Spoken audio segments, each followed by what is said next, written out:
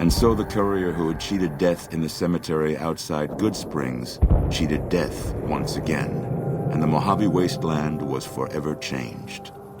The courier, with the aid of Yes Man, drove both the Legion and the NCR from Hoover Dam, securing New Vegas's independence from both factions. With Mr. House out of the picture, part of the Securitron army was diverted to the Strip to keep order. Any chaos on the streets was ended. Quickly.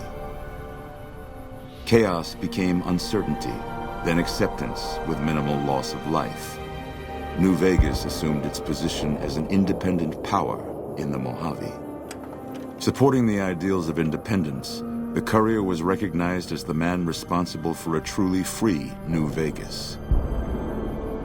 He ensured Mr. House's tyranny was broken, and neither Caesar's Legion nor NCR would ever gain control over New Vegas. Tabitha and Rhonda went east, through Caesar's land. Occasionally, tales of their exploits found their way back west, though few believed them.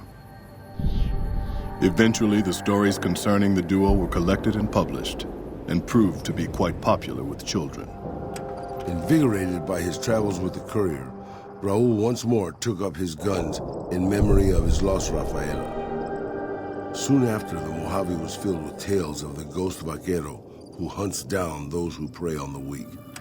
Though the wasteland became anarchic after Hoover Dam, the Boomers' display of power dissuaded fortune seekers from attempting to penetrate Nellis.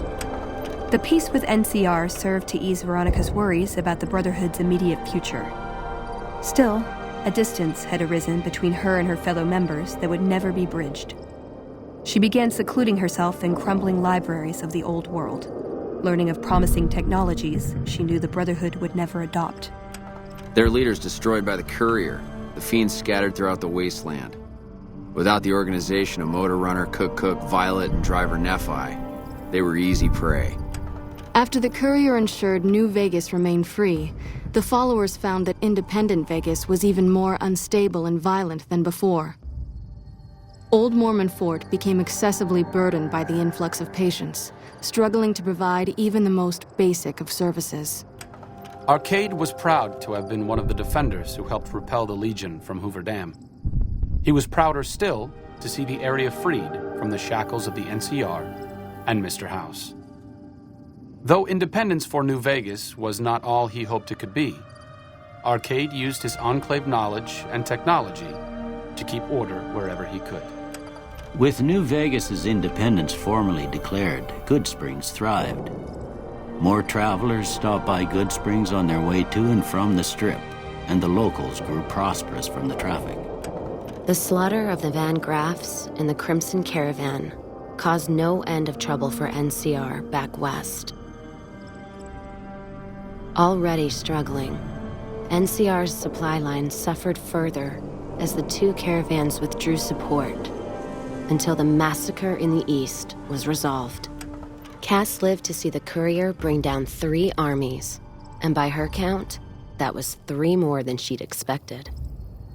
She kept quiet about that, though. During the Battle of Hoover Dam, the Great Khans quickly evacuated Red Rock Canyon and headed north and east into the plains of Wyoming.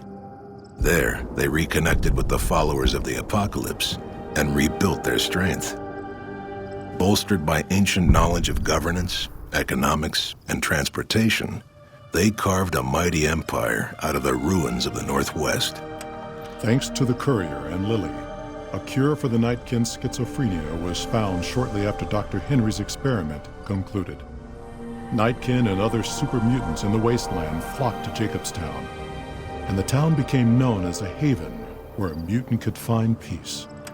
Lily continued to take her medicine at half doses, and although she remembered her grandchildren, her mind remained muddled and confused.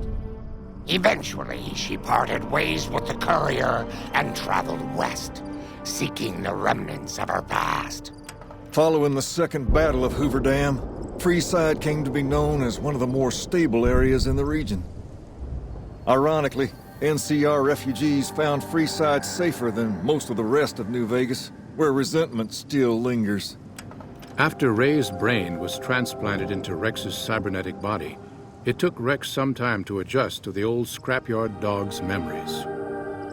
Eventually, Rex's mind settled peacefully, melding his own memories with that of long travels with old Lady Gibson. Shaped up by the courier's advice, the Misfits distinguished themselves during the Legion's attack on Camp Golf. Mags was finally promoted to sergeant, and the rest of the Misfits received an official commendation. They continued to serve with distinction for many years. Though Novak was a low-priority target for the Legion, many of Novak's citizens died in its defense. In the weeks that followed, several Bright followers returned to Novak to help restore its defenses, allowing it to remain independent of NCR. Though NCR was withdrawing from the region, Boone remained in New Vegas, finding work as a security guard and caravan scout along the highways. While he might have preferred rejoining his old unit, Boone couldn't bring himself to abandon the city where he'd met his wife. After Hoover Dam, the leaderless powder gangers at the correctional facility vanished into the wastes, leaving the prison empty. The correctional facility became another abandoned ruin in the wasteland, its carcass occasionally picked over by enterprising prospectors. After the majority of the Vault 19 powder gangers joined the Great Khans, the weaker members scattered throughout the Mojave Wasteland. Though a few managed to erase their past, most never survived the journey. After Hoover Dam, Sheriff Myers runs Primm with his own style of frontier justice. He deals with most folks fairly, but now and then someone winds up dead with little to no evidence against them.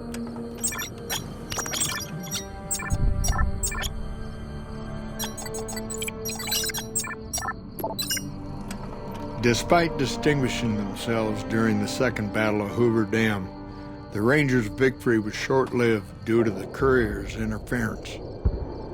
Chief Hanlon personally directed the evacuation of the Rangers to Mojave Outpost as they fell back into NCR territory. Bitter over the waste of life in the Mojave, Hanlon stepped down from his post. After a campaign in which he denounced Oliver's and Kimball's hawkish, imperialist ways, Hanlon was elected as the Senator of Redding. After their bold arrival at Hoover Dam, the remnants disappeared as quickly as they came. Legends of their power spread throughout the Southwest, a reminder of why people once feared the sight of vertibirds in the sky. And so the Courier's Road came to an end, for now.